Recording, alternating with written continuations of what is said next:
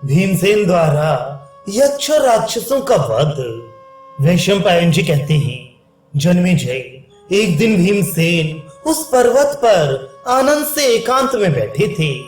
उस समय द्रौपदी ने उनसे कहा, महाबाहु, यदि समस्त राक्षस आपके बाहुबल से पीड़ित होकर इस पर्वत को छोड़कर भाग जाएं, तो कैसा रहे? फिर तो आपके सुहृदों को इस पर्वत का विचित्र पुष्पावली मंडित मंगलमय शिखर सब प्रकार के भय और मोह से रहित दिखाई देगा। भीमसेन, मेरे मन में बहुत दिनों से यह बात आ रही है।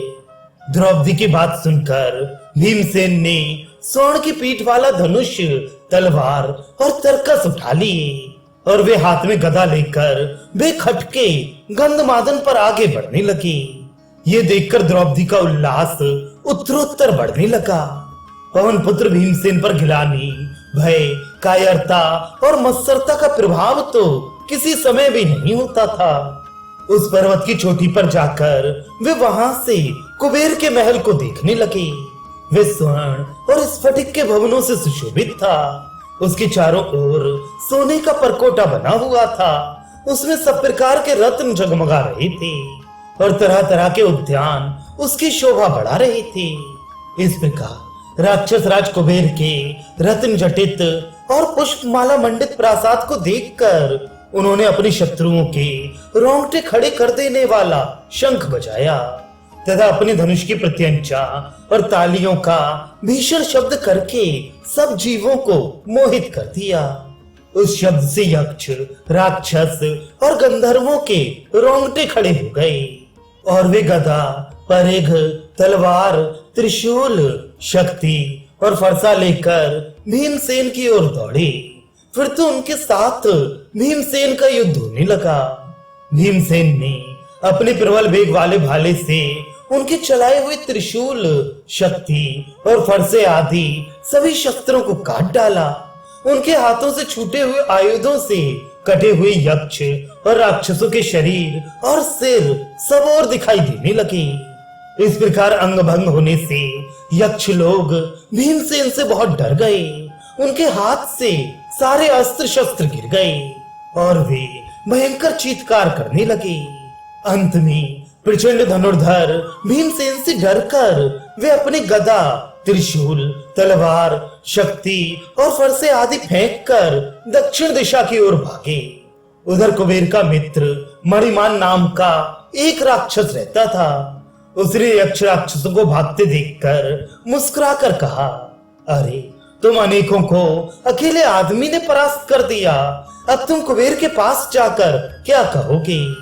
उन सबसे ऐसा कहकर वे राक्षस शक्ति, त्रिशूल और गदा लेकर भीमसेन पर टूट पड़ा। भीमसेन ने भी मत्स्रावी हाथी के समान उसे अपनी ओर आते देखकर अपने वत्सदंत नामक 3 बाणों से उसकी पसलियों पर प्रहार किया। इससे मणिमान अत्यंत क्रोध में भर गया और उसने अपनी भारी गदा उठाकर भीमसेन के ऊपर छोड़ी। परंतु भीमसेन गदा युद्ध की चालों में खूब दक्ष थे, अतः उन्होंने उसके उस प्रहार को व्यर्थ कर दिया। इसी समय उस राक्षस ने सोने की मूठ वाली एक फौलाद की शक्ति छोड़ी। वह भीषण शक्ति भीमसेन के दाहिने हाथ को घायल करके अग्नि की लपटें निकालती हुई पृथ्वी पर गिर गई।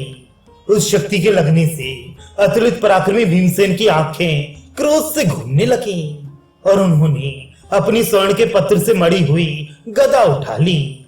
वे आकाश में उछलकर उस गदा को घुमाते हुए उसकी ओर दौड़े और संग्राम भूमि में भयंकर गर्जना करते हुए उसे मणिमान के ऊपर फेंका।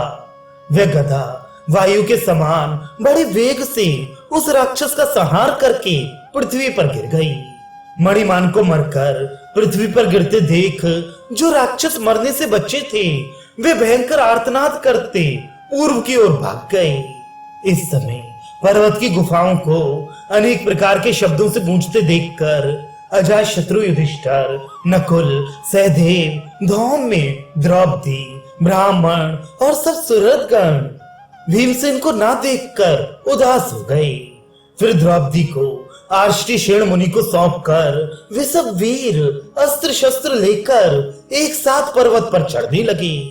पहाड़ की चोटी पर पहुंचकर उन्होंने इधर उधर दृष्टि डाली तो देखा कि एक और भीमसेन खड़े हैं और वहीं उनके मारे हुए अनेकों विशालकाय राक्षस पृथ्वी पर पड़े हैं। भीमसेन को देखकर सब भाई उनसे गले मिले और फिर वहीं बैठ गए। महाराज युधिष्ठिर ने कुबेर के महल और मरे हुए राक्षसों की ओर देखकर भीमसेन से कहा, भैया भीम, तुमने ये पाप साहस, ये मोहवशी किया है। तुम मुनियों का सा जीवन व्यतीत कर रहे हो। इस प्रकार व्यर्थ हत्या करना तुम्हें शोभा नहीं देता।